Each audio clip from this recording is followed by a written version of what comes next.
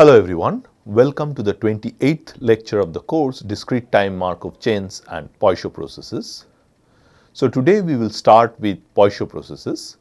So in last 3 lectures we completed all the prerequisites for Poisson processes and today we will finally start with it. Okay, so let's begin. So before going to Poisson process, first we need to know what is a counting process. So a stochastic process NT is said to be a counting process if NT represents the total number of events that occur by time t, or in other words the number of events that occur within the time interval 0 to t. Fine, and like events, like when you see example, you see it can be various kinds of events. Fine. So a stochastic process NT is said to be a counting process if NT represents the total number of events that occur by time t. So it is basically counting the number of events that has happened up to time t, or in the interval, or in the closed interval 0 to t. Fine. Okay. Now from this definition, few things are clear. So a counting process possesses the following properties. First of all, NT is a continuous time stochastic process. That is because you see here the parameter t varies over t greater than or equal to 0. Like we saw in discrete time Markov chain, that was a discrete time stochastic process because it was indexed by n, or we were looking at the process at discrete time points.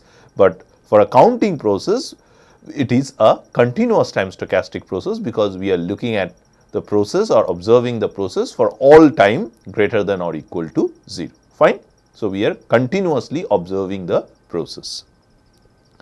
Now NT is greater than or equal to 0 for all t. Again, that's obvious because why? It is counting the number of events. It represents the total number of events, and so number of events cannot be less than 0. So obviously NT is greater than or equal to 0. So it is not just greater than or equal to 0, it is integer valued. Why? Because it is counting, and when you are counting, it's like 1, 2, 3, 4. So when you count you count integers. Fine. So NT is non-negative integer valued because it is counting something. It is counting the total number of events that has occurred by time t. So it is integer valued.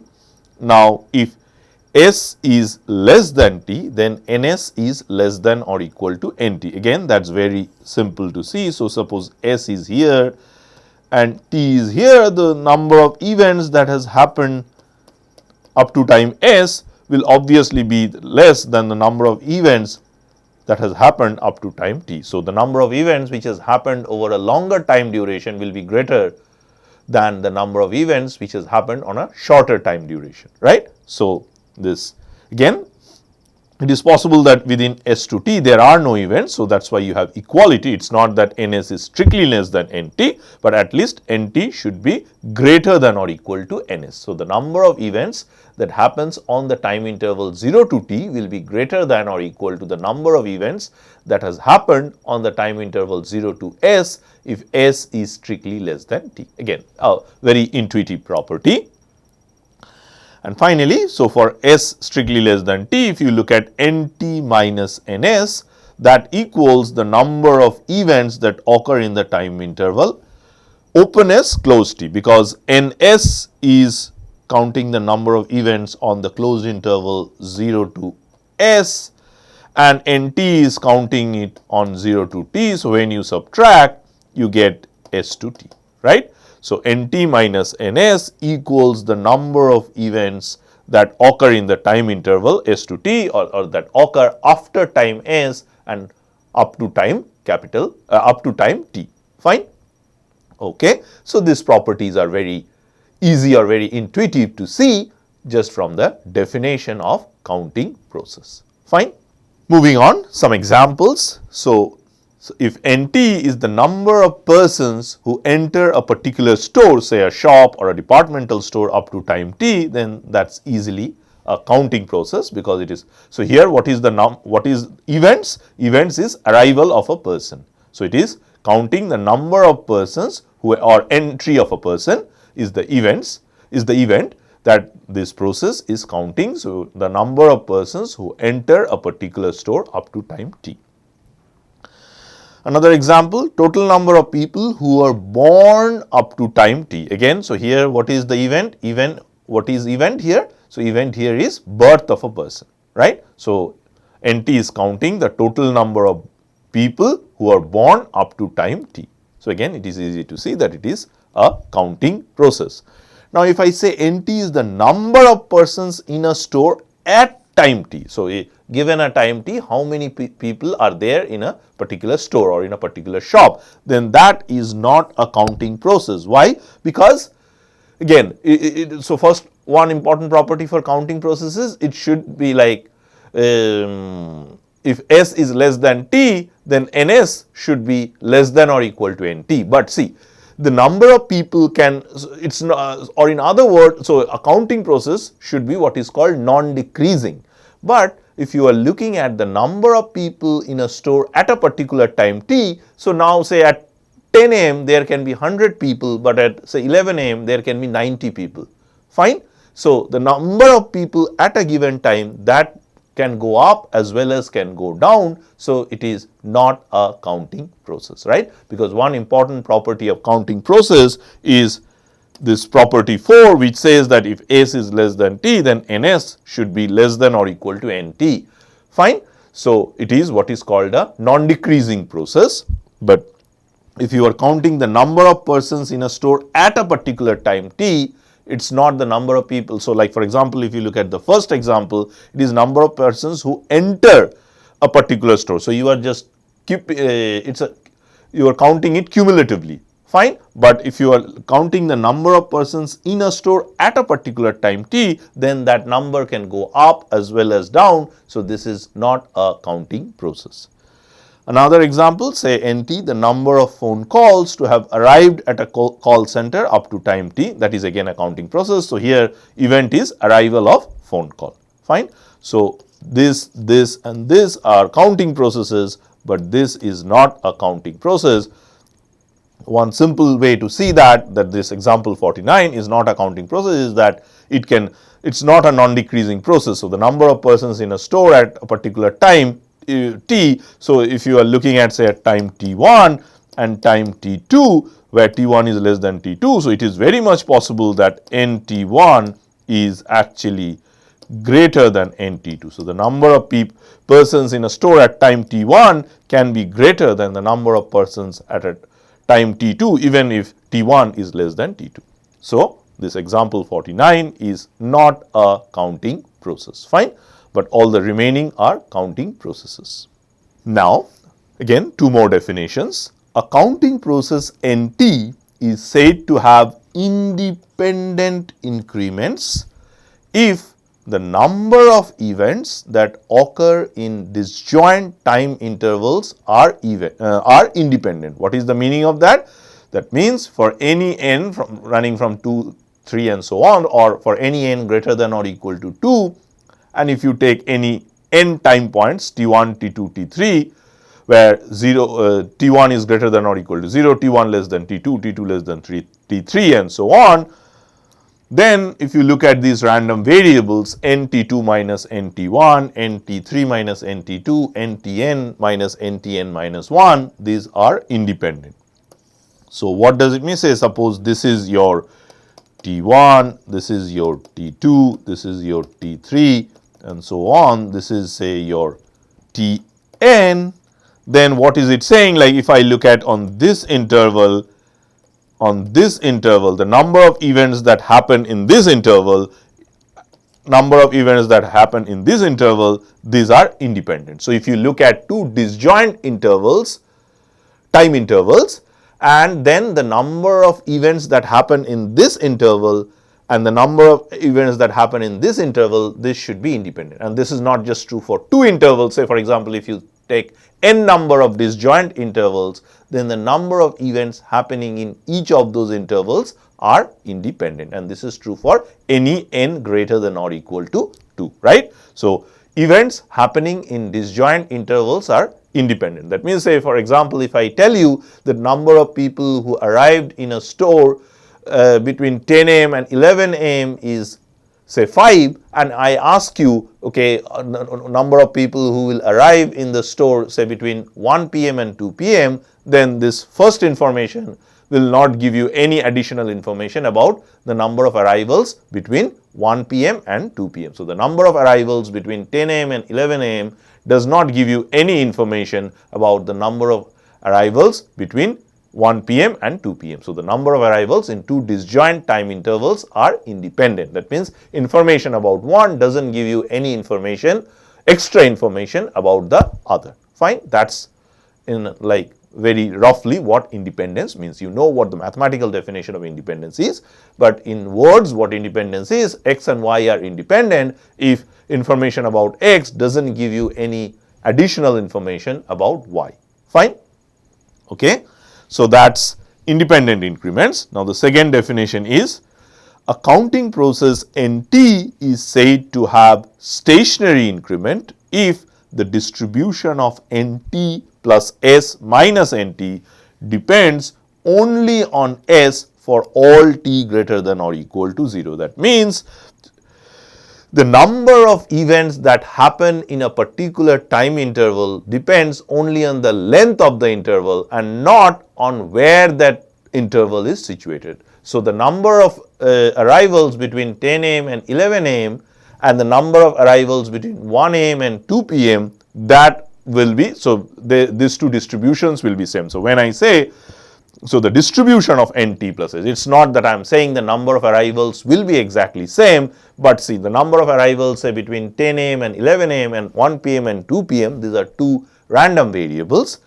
What this stationary increment says, increment property says is that the distribution of these two random variables are same. So, the distribution of the number of arrivals in a particular time interval depends only on the length of the interval and not exactly where it is situated. So, so n say 12 minus n10 will have the same distribution as say n15 minus n13, because here the length of the interval is 12 minus 10 equal to 2, here also it is 15 minus 3 equal to 2. So, you see this, it basically depends on the length of the interval, because here the length of the interval is S and not where the interval is actually situated on the timeline.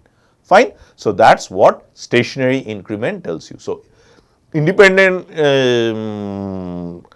property of independent increments tells you that if you are looking at two disjoint time intervals, then the number of events happening in these, again it is not necessary for just two, if you take say n disjoint intervals, then the number of events happening in these n disjoint intervals, these are independent.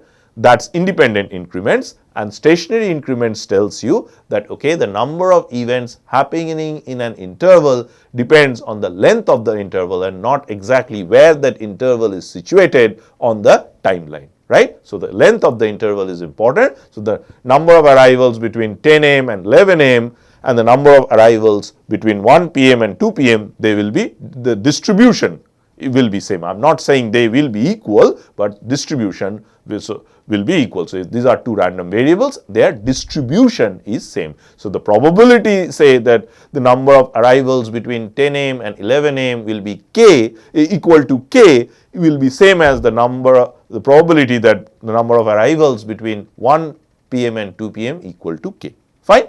So, the distribution is same. The distribution of the number of events in a particular interval depends only on the length of the interval and not exactly where the interval is situated on the timeline. That is stationary increments, right. Okay. Now, finally, we come to the definition of Poisson process. A counting process NT is said to be a Poisson process with rate lambda greater than 0. So, first of all, a Poisson process is a counting process. So, it counts the number of events up to say within the interval 0 to t, and that is what NT counts. But It's not just any counting process, it has some further properties. First of all, n of 0 equal to 0 with probability 1. So, when you start, you have 0 events. Now, it has independent increments, that means number of events in disjoint intervals are independent. It has stationary increments, that means the number of events in a particular interval depends only on the length of the interval and not exactly where it is situated. And finally, remember what is NT? NT counts the number of events on the time interval 0 to t or the number of events up to time t. Fine. Now, so that is a random variable. Now, what this property 4 is saying is that NT has Poisson lambda t distribution. So, it is a discrete random. So, you already know, since it is a counting process, it will be a non-negative integer valued random variable, or in other words, it will be a discrete random variable, and the probability mass function of that discrete random variable is given by this. So, probability NT equal to k is equal to e to the power minus lambda t to the power k divided by k factorial for k 0, 1, 2 and so on. So, for k positive integers. So, and this is precisely the PMF of a Poisson lambda t distribution. Fine. So, you know what again you must be familiar with from your basic course in probability, you must be familiar with Poisson distribution, what its probability mass function is. Then you can easily recognize that this is the probability mass function of a Poisson lambda t distribution. So, the number of events that happen that occur up to time t that has Poisson lambda t distribution. That is why you call it a Poisson process. So, this Poisson process, that name comes from this fact that NT has Poisson distribution and the parameter is given by lambda t. So, this lambda is basically the rate lambda. Fine. So, that is the definition of a Poisson process. So, a Poisson process is a counting process which starts from 0, has stationary and independent increments, and the number of events on between 0 to t or on the closed interval 0 to t has Poisson distribution, and the parameter of Poisson distribution is lambda times t. In that case, you say that the continuous time stochastic process is a Poisson process. Fine. Okay. Now, some remark. So, when you give this definition, so the definition fixes all finite dimensional distributions of the stochastic process. What do I mean by that? Let me explain that via this example. So, suppose you take two time points t1 and t2, where t1 is strictly less than t2, and you take these two non-negative integers k1 less than or equal to k2. Fine. Then say if you ask what is probability that NT1 is equal to K1 and NT2 is equal to K2. So, you can see why I am taking K1 less than or equal to K2, because T1 is strictly less than T2. So, you know, since this is a counting process, so NT1 should be less than or equal to NT2. So, if you take some other if you take say K1 greater than K2, then this probability is actually 0, because that is not possible, because this is a counting process and T1 is less than T2. So, NT1 should be less than or equal to NT2. So, this probability will be non-zero only when K1 is less than or equal to K2. Fine. So, what is probability NT1 equal to K1 intersection NT2 equal to K2? That means, what is the probability that up to time T1 there has been K1 events and up to time T2 there has been K2 events, where T1 is less than T2 and K1 is less than or equal to K2. Now, how do I calculate that from the definition? So, this is same as probability NT1 equal to K1 and NT2 minus NT1 is equal to K2 minus K1. So, these and these are same.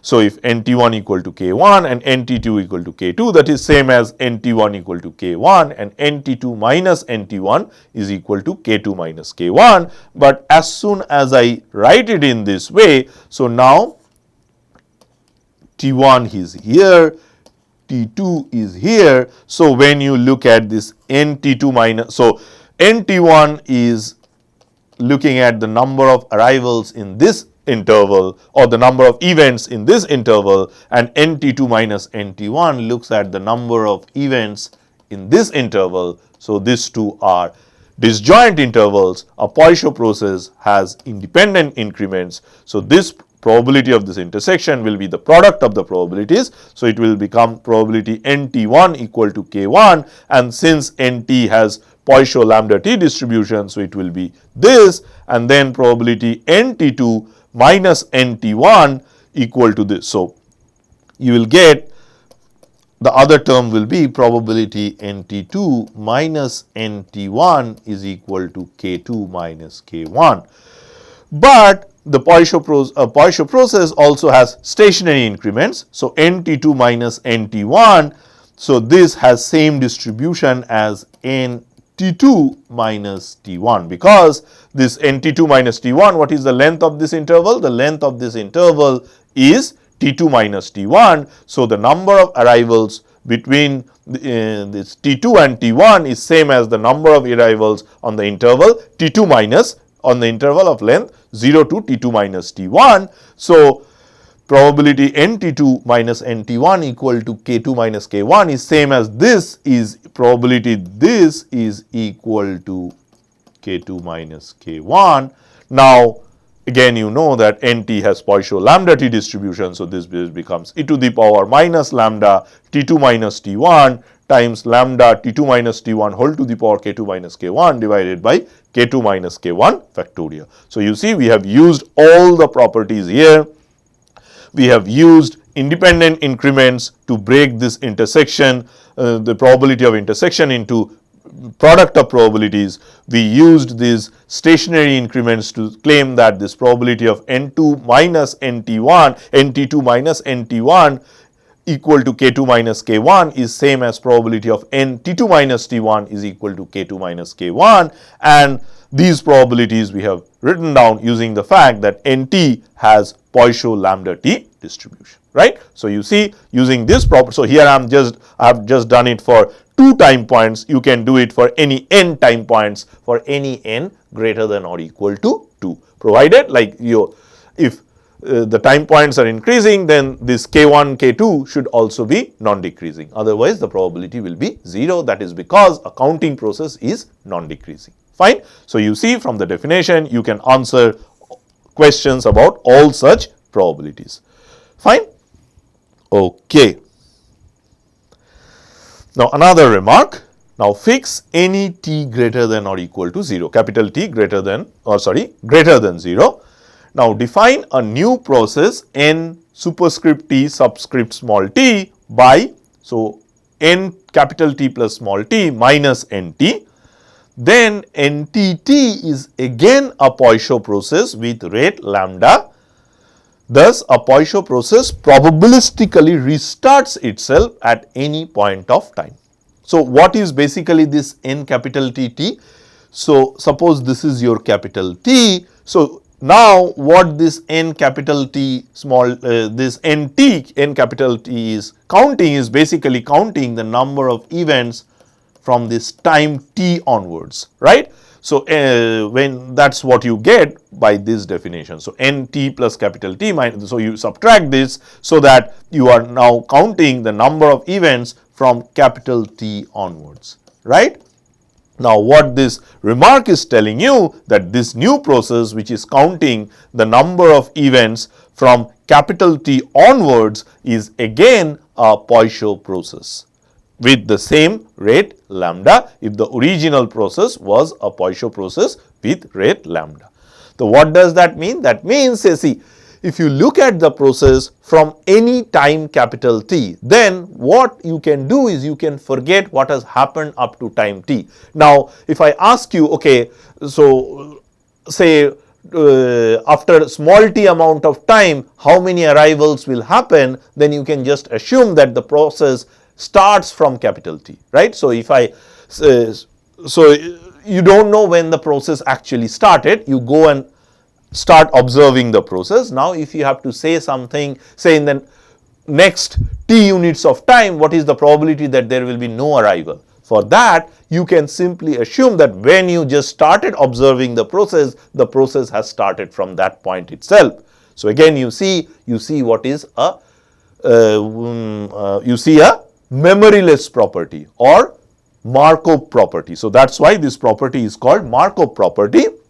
Now a Poisson process is one of the simplest example of a class of stochastic process which is called continuous time Markov chains. So you have learned what discrete time Markov chains is. So there it is it's a process where the time parameter is discrete, and there also if you know the current state, then you can predict the future evolution. You don't need to know how it arrived at that current state, or given the present, the past and the future are independent. That was discrete time Markov chains. So you see, even for a Poisson process, say if you go and start observing the process from capital T onwards, then you can say like answer any question for about the future by assuming that the process has just started there. So for example, if I ask you, so okay, in the next 100 units of time, what is the probability that there will be 2 arrivals? So it is just probability that the Poisson process will have 2 arrivals in 100 units of time. That's the answer, right? So that is the that's the meaning of that. At each time the process probabilistically restarts itself. So you don't need to know about the past. As long as you know the present, you can predict, or you can make probabilistic statements about the future. So that is, so this memoryless property is what we call as Markov property. So this property of Poisson process is called Markov property, that it probabilistically restarts itself. Again, this is just a word. What it means is this, that if you look at this process n capital T plus small t minus nt, so you do this subtraction so that you start from 0, fine, then that is again a Poisson process with rate lambda. That is the meaning of probabilistically restarts itself at any point of time. So if from the time you start observing the process, you can very well assume that the process has just started from that time point. It doesn't matter when it actually started. If you have to answer questions about future, it is enough to assume, or it is fine to assume, that the process has just started from that time point. This is what is called Markov property. And again, so keep this statement in mind. So in future, if you do a course or if you study some continuous time Markov chains, then you will see that this Poisson process is one of the simplest example of this class of stochastic processes, which is continuous time Markov chains. Fine. So this continuous time Markov chains is continuous time analog of discrete time Markov chains. So there the time parameter is continuous, and this Poisson process is one of the first examples and probably the most simplest example of continuous time Markov chain. Fine. Okay. Anyway, so you don't need to bother too much about what continuous time Markov chain is. So just keep this remark in mind, that this Poisson process is a specific example of a much larger class of continuous time stochastic processes, namely continuous time Markov chains. Fine. Okay, now how do we prove it? We will have to prove the 4 properties of Poisson process. Again, it is easy to see that this is a counting process. And what is n0t? That is just simply nt minus mt. So that is equal to 0 with probability 1. Now if you take t greater than s, and if I look at say n capital ntt minus nts, that by definition will be this. So you see, so this is basically the number of arrivals for this new process within the time interval s to t. That is the same as the number of arrivals of the original process on this time interval t plus capital T plus t minus 2, or so let me draw a picture. So if you are looking at, so here is capital T. So if you are looking at t plus s to t plus t, then the number, so what is this n capital T subscript t minus n capital T subscript s? That is looking at the number of arrivals in this interval, but this is just the number of arrivals of the original process in the interval capital T plus S to capital T plus T. Now you know that, so now you know the original, so you see the number of arrivals of this new process is just the number of arrivals of the original process, but on a shifted interval. So once you have that observation,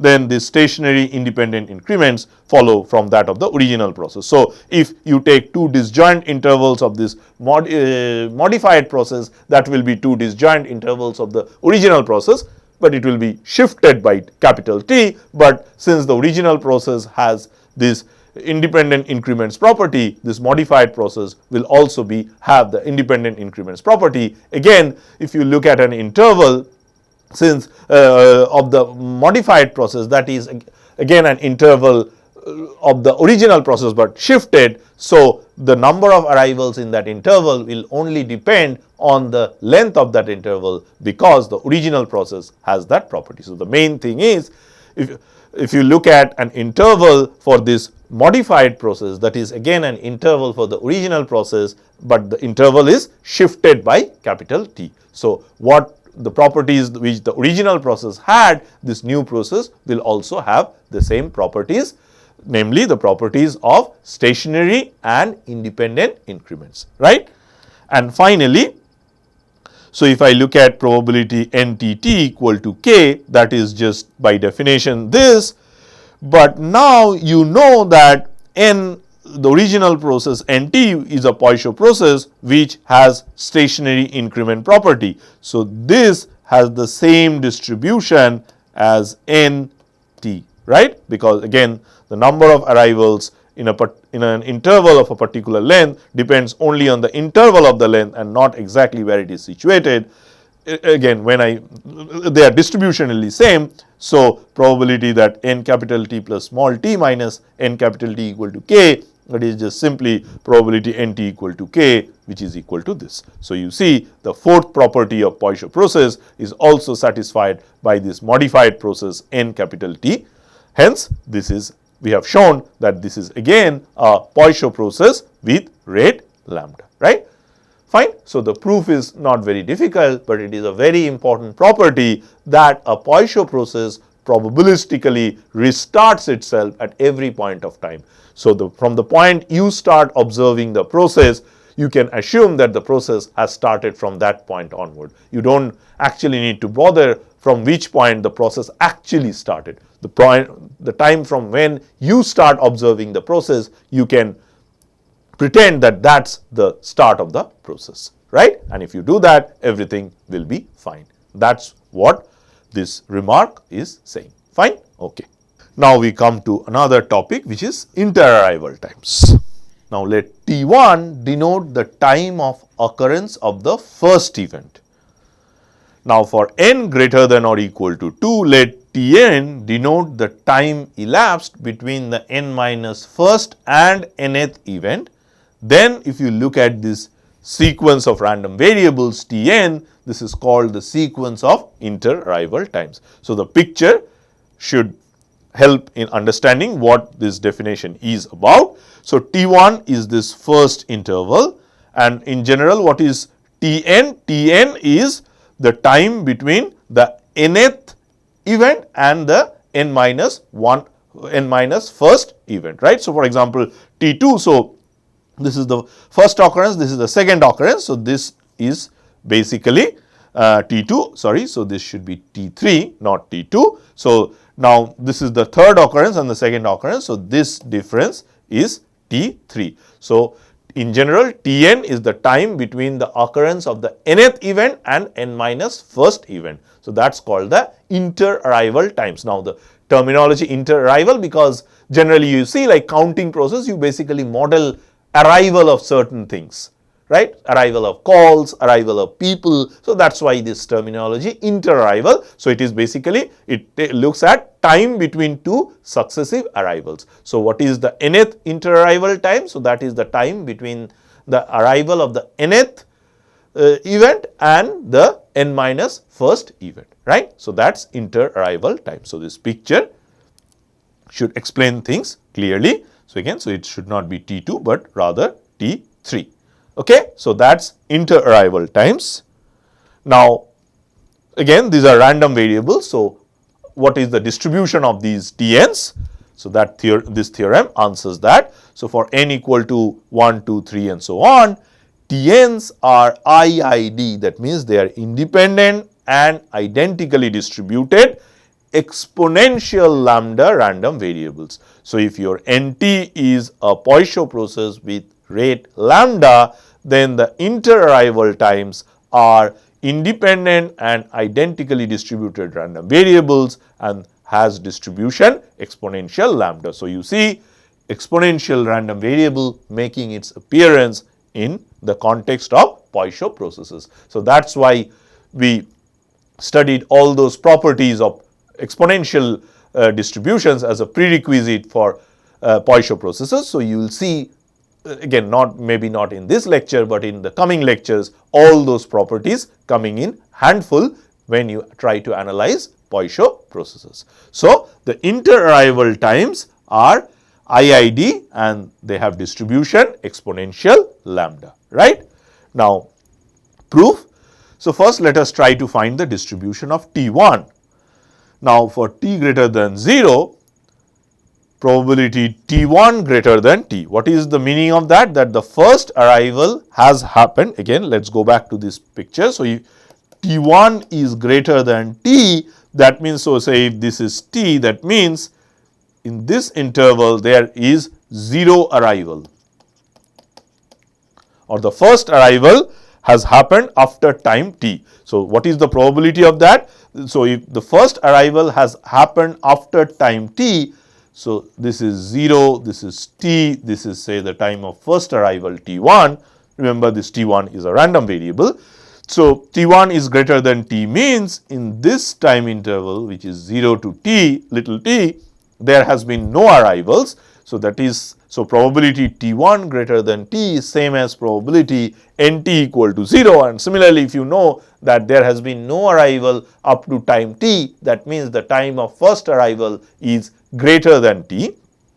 So probability of T1 greater than T is same as probability NT equal to 0. But as soon as you write it in terms of NT, you know that NT has Poisson lambda T distribution. So probability NT equal to 0 is just simply e to the power minus lambda T. But that tells, so that means 1 minus f T1 T is equal to e to the power minus lambda T. That tells you that f T1 T is 1 minus e to the power minus lambda T, which is precisely the cumulative distribution function of an exponential distribution with parameter lambda. So thus you get that T1 has exponential lambda distribution. So you see the proof is very simple, because T1 greater than T if and only if there has been no arrival up to time little t. Now suppose we want to find what is the probability that T2 is greater than T. Now we use this conditional formula. So that is same as integration 0 to infinity probability T2 is greater than T, given that T1 is equal to capital T1 is equal to small t1. So the first arrival has happened at time little t1, and then you multiply by the density and then integrate. Fine. But now let us try to find this. What is probability T2 greater than T, given that T1 is equal to small t1? Now if T1 is equal to small t1, that is just, that tells you that up to time T1 there has been one arrival, right? Because, so again let us see the timeline. So this is T1, this is T. So there is an arrival at time T1. So if I look at this interval 0 to T1, there has been exactly one arrival. So the number of arrivals or the number of events up to time T1 is 1. And again, if you know that, so this is same as T1 equal to this. But now what is this? So if NT1 equal to again if NT1 plus T, now there has been an arrival at time T1, fine, and the second arrival has taken has not happened up to time t. That means what? In this time period, there has been 0 arrivals, right? So actually, see, here you don't need to write this, you write it as t1 equal to small t1. Fine. But now see, you are saying that there is an arrival at time t1 and there is no arrival in this interval from t1 to t. Fine. Sorry. So, let me repeat this again. So, it is not, why it is t1 plus t, that is because you are saying t2 is greater than t. That means the time between the first arrival and the second arrival is greater than t. So, this is actually t1 plus t. Fine. So, the probability that t2 greater than t given t1 equal to t1 is same as probability n t1 plus t minus n t1 equal to 0 given t1 equal to capital T1 equal to small t1. Now, why I am saying that? Because it is just saying that t2 is greater than t and there has been an arrival at time t1. So, there has been no arrival in this interval t1 to t1 plus t. Fine.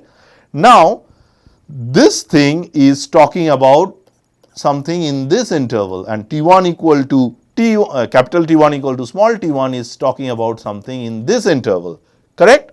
But that means that, so but these are two disjoint intervals. Poisson process has the property of independent increments. So, this conditional probability is just same as this unconditional probability, but now again this has the same distribution as nt. Why? Because of stationary increments, because of stationary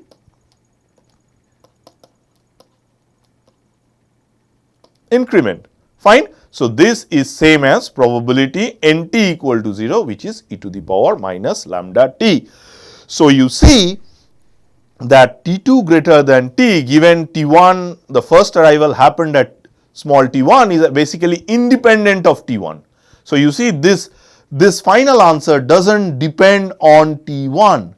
Fine. So, when you are doing this integration, so it will be just e to the power minus lambda t. Fine. But now this does not depend on t1, so it will come out of the integration and it will be just the integration of this density. But if you integrate a density, you just get 1. So, the final answer is this is equal to this. But also, since this conditional probability does not depend on t1, that also tells you that t2 is independent of t1. Fine. So, now by repeating this argument, we can complete this proof. Fine. So, what we have got here is that these interarrival times are IID exponential lambda, are IID having exponential lambda distribution. So, the interarrival times are exponentially distributed. So, now you see from where this Markov property or the memoryless property of Poisson distribution or Poisson process coming in, right? Because we saw in the previous remark that the Poisson process has this memoryless property or Markov property. Now, you know that this exponential distribution actually has this memoryless property. So, you see everything is connected, that it's actually, the fact is that this memoryless property or Markov property of Poisson distribution comes from the fact that the interarrival times are exponentially distributed. Fine. And you know that exponential distribution has these memoryless properties. So, all these things are connected. Fine. Okay. Moving forward. Now, if Sn denotes the time of the nth event. So, when the nth event happen, then what is Sn? Sn is clearly I running from 1 to n ti, right? Because say time of first event is t1. Time of second event is what? So, first event t1 and then time between first and second event is t2. So, what is the time of second event? It is t1 plus t2. So, in general Sn is I running from 1 to n ti.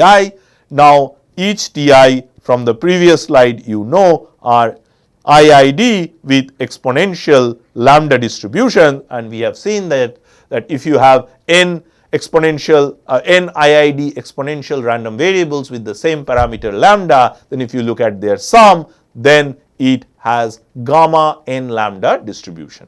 Fine. So, this is the first instance where we are using the property of exponential distribution that we learned previously. So, you see the time of, in order to find the distribution of the nth arrival or time of nth event of a Poisson process, you need to use this property of exponential distribution, which says that if sum of independent and identically distributed exponential random variables having the same parameter is gamma, has gamma distribution. Fine. So, from that you get this as a corollary that Sn, which is the time of the nth event, has gamma n lambda distribution, and you already know what gamma n lambda distribution is. It is a continuous random variable having a certain probability density function.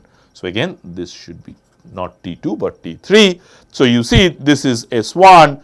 So, this is the time when the second event happens. So, this thing is S2. This is when the third event happens. This is S3. So, again pictorially things should be very clear.